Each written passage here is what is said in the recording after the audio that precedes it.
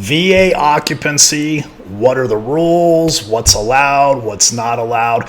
Hey everybody, welcome back. If you haven't already, give us a like and subscribe so we can keep great information coming out to those who need it. So today we're going to talk about VA home loans and the occupancy requirements. Now, VA home loans are an owner-occupied loan, plain and simple. What does that mean? Well, that means you can't use your VA loan and purposely buy a second home or buy it as an investment property. It doesn't mean that eventually you can't turn that home into a second home or an investment property and rent it out. It just means that your initial intent is you have to occupy that home. Now, there are some caveats that we're going to go over through this video that do have some leeway with that that we're going to explain. So the biggest thing is VA wants you to be able to occupy that residence within 60 days of funding the loan. That means you're signing your paperwork, the loan funded and closed. They want you to be occupying that home within 60 days after closing. Now, there are some things with that. For example, if you're an active duty serviceman or woman and you're deployed, how does that work? Well, we can do a couple things. If you are married, your spouse can actually fulfill that occupancy requirement for you. Or we can even have a legal dependent, a child, fulfill that as well too. We just have to document it, show that you're currently deployed, when your orders are expected to end, and not a problem. We can move forward with that. Now, what about if you're already out of the service? That's another thing too. You might have a job that's a distance away that requires you to travel or something of that nature. That's okay. Your spouse can actually fulfill that occupancy requirement for you as well. That's not a big deal. If you are getting out of the service and you're about to retire, VA will allow you to occupy that property within 12 months of retirement. Now, it's the intent, okay?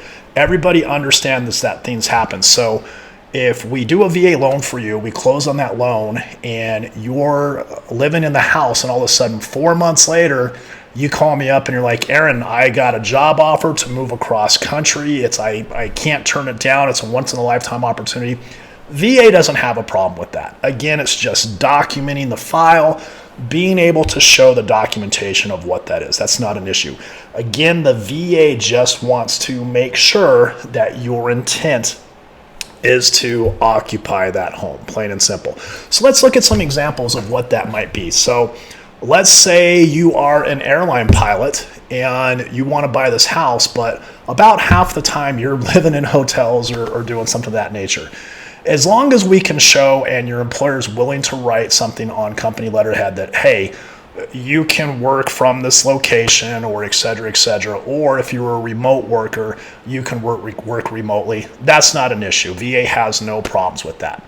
Now, there are some things I want to go into where a lot of confusion arises with, hey, Aaron, I want to buy a duplex, or I want to buy a triplex, or I want to buy a fourplex with that. That is completely fine. VA will allow us to land on anywhere from up to 1 to 4 units. So if it's a fourplex, they want you to occupy one of those units for at least a year.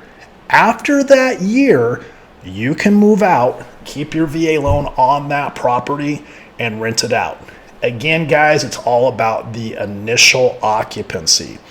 Now, if you're going to sit there and do that and go to a new property and do that, you are allowed to do that. However, you got to remember that we discussed in some other videos that's why it's so important that we have your certificate of eligibility, because it's going to tell us how much entitlement was used and how much basic entitlement was used up, how much bonus entitlement you left over.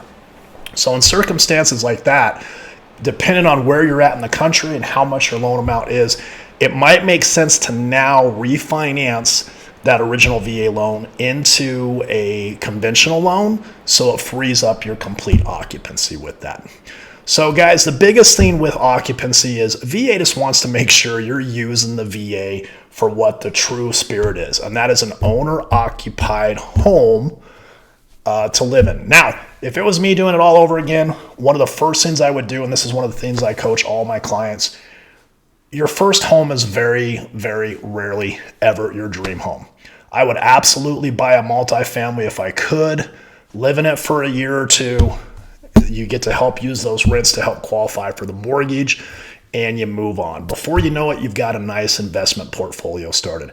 However, again, just so we're clear, on a VA home loan, if you're buying a multifamily unit, you have to occupy one of those units first. And again, VA does have some leeway with that. So if you're buying a fourplex and all of a sudden you're having a PCS 6 months later, you get orders cut to do something, VA doesn't have a problem with that. Again, guys, it's just documentation. So please don't, because they will find out. We will find out. Please don't try and use your VA loan benefits to buy just a straight second home or an investment property. Again, everything's about documentation nowadays. So if you tell me something, we have to be able to prove it. Hey guys, I hope this was helpful. If you found this video helpful, please give us a like and subscribe. And please feel free to share this video with someone else who may need it. As always, guys, if you have any questions, we lend in all 50 states. Give me a comment down below. Reach out. We're happy to talk. It doesn't cost a penny to talk. Thanks for watching. Have a great day. We'll talk to you soon.